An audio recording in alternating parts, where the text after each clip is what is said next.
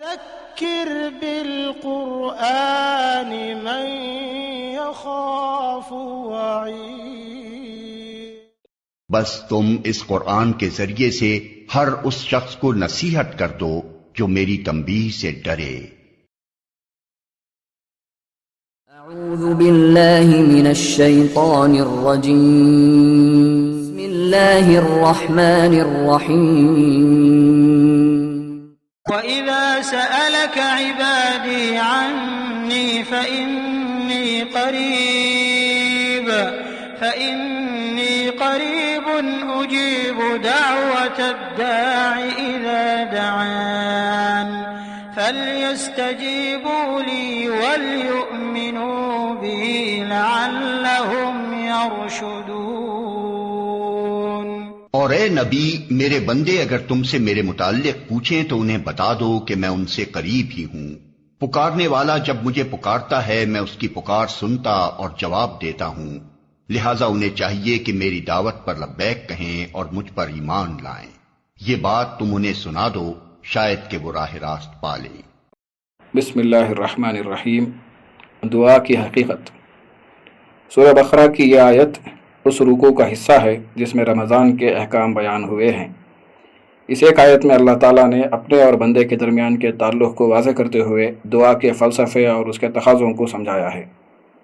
رمضان سے متعلق گفتگو کے درمیان دعا کا ذکر کر کے رمضان اور دعا کے تعلق کو واضح کر دیا گیا ہے۔ روزے کی حالت میں بندہ خدا سے قریب ہو جاتا ہے، اسے ہر لمحہ خدا کی معیت کا احساس ہوتا ہے، اسی احساس کی بنا پر وہ ہر غلط کام سے خود کو بچاتا ہے۔ اسی تعلق کے نتیجے میں بندہ مومن کے دل میں اللہ سے مناجات کا جذبہ پیدا ہوتا ہے۔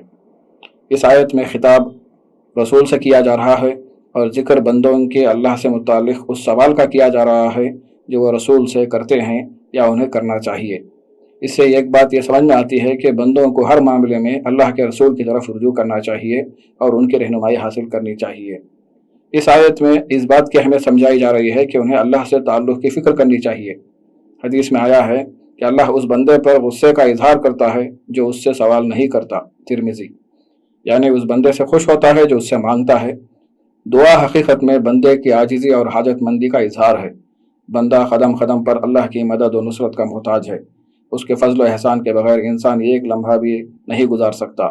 جو لوگ خدا سے مانگتے نہیں ہیں وہ تکبر اور بے نیازی کا اظہار کرتے ہیں جو اللہ کو سخت ناپسند ہے۔ اللہ سے مانگنے کی یہاں تک تاکید ہے کہ اگر جوتے کا تسمہ بھی ٹوٹ جائے تو اللہ ہی سے مانگنا چاہیے، ترمذی۔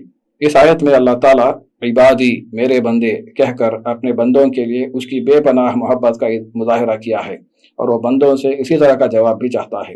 اللہ تعالیٰ نے بندوں کے اللہ سے متعلق سوال پر جواب دینے کے لیے یہ نہیں کہا کہ اے نبی صلی اللہ علیہ وسلم آپ ان کو جواب دے دیجئے، بلکہ راست اللہ نے جواب دے دیا کہ میں تو قریب ہی ہوں، یعنی خدا اور بندے کے درمیان کوئی چیز حائل نہیں ہے۔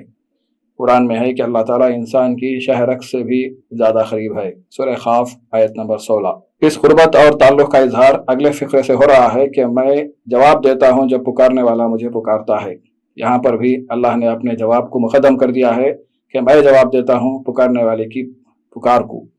دعاؤں کے بارے میں حدیث میں ہے کہ کوئی دعا بیکار نہیں جاتی، یا تو اللہ تعالیٰ ہماری دعا قبول کر لیتا ہے یا اس کے بدلے میں کسی بڑی آفت سے محفوظ کر دیتا ہے یا اس کے اجر کو آخرت کے لیے محفوظ کر دیتا ہے، مسند احمد۔ آیت کے آخری ٹکڑے میں دعا کا تقاضا سمجھایا گیا ہے کہ دعا کا معاملہ ایک طرفہ نہیں ہے، بندوں کو بھی چاہیے کہ وہ میری پکار پر لبیک کہیں۔ اللہ کی پکار قرآن مجید میں جگہ جگہ بیان ہوئی ہے۔ اللہ نے بندوں سے کئی مطالبات کیے ہیں۔ امتی مسلمہ کو خیر امت بنا کر دنیا کی ہدایت و اصلاح کی ذمہ داری دی ہے۔ اللہ کی پکار پر لبیک کہنے کے ساتھ اس پر کما حقہ ایمان لانے اور ایمان کے تقاضے پورے کرنے کا مطالبہ کیا گیا ہے۔ ان دونوں رویوں سے رشد و ہدایت کی امید دلائی گئی ہے۔ حضور صلی اللہ علیہ وسلم نے اپنی حیات مبارکہ میں ہر قدم پر اللہ کے احکام کی پیروی کرتے ہوئے غیر معمولی مجاہدہ کیا، اور ہر مجاہدے کے دوران اور بعد دعا کی گئی۔ جنگ بدر کے لیے سارے انتظامات کرنے کے بعد دعا کی گئی۔ محنت کے ساتھ دعا ہے، تدبیر کے ساتھ توکل ہے، محض دعاؤں سے انقلاب نہیں آ جاتا۔ اللہ کی مدد کے لیے مجاہدہ ضروری ہے۔ دعاؤں کی قبولیت کے لیے رزق حلال بھی ضروری ہے۔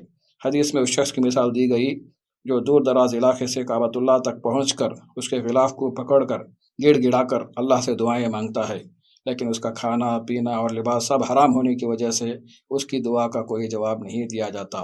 مسلم۔ اللہ تعالی ہمیں دعا کے آداب اور تقاضوں کو سمجھ کر دعا کرتے رہنے کی توفیق عطا فرمائے، آمین۔ قرآني نبض حياتي، قرآني طهر ذاتي، قرآني عصمة أمري، قرآني طوق نجاتي. قرآني نبض حياتي، قرآني طهر ذاتي، قرآني عصمة أمري، قرآني طوق نجاتي.